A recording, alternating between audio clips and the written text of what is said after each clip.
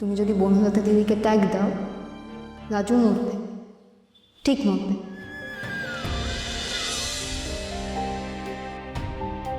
আজকে যাওয়াটা কি খুব দরকার ছিল?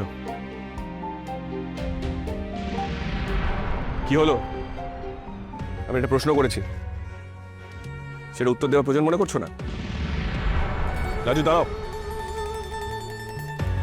তুমি কি চাও রাস্তার মধ্যে ঝামেলা হোক? রাজু, তুমি আমার মাথা গরম কেন করাচ্ছ বলো তো? কথা বলছো না কেন? যে আমার একখানা দেওয়ার কথাও রাখতে পারে না, সে কেন আশা করছে যে আমি তার কথার জবাব দেবো? দেখো, আমি নিজেকে অনেক বোঝানোর চেষ্টা করেছিলাম যাতে আমি তোমাকে দেওয়া কথা রাখতে পারি, কিন্তু আমি পারলাম না লাজু। একটা মিথ্যে অপমান নিয়ে তুমি চলে যাবে, আর যে আসল অপরাধী সে বারবার বেঁচে যাবে।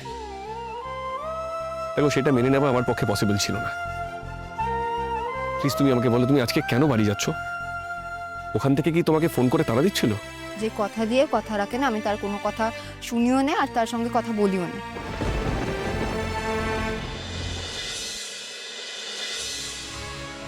রাজু, তুমি কেন গোয়ার তুমি করছো?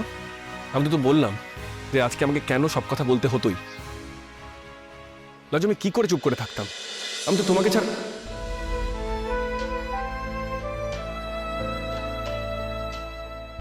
ফিরে চলো লাজু, আমাকে এমনি করে ফেলে চলে যেও না।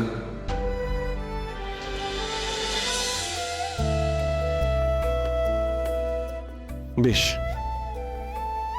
আজ যাচ্ছ যাও, কাল চলে এসো প্লিজ।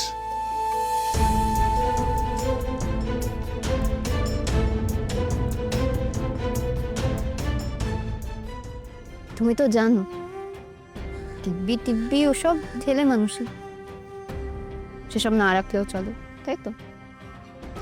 তবে আমি ফের তোমাকে একখানা দিব্যি দিব।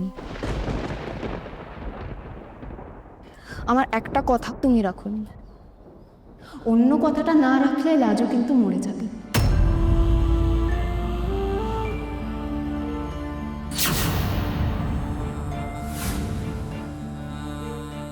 অন্য কথা মানে? তুমি যদি বন্ধুলতা দিদিকে ট্যাগ দাও, রাজু মরবে, ঠিক মরবে।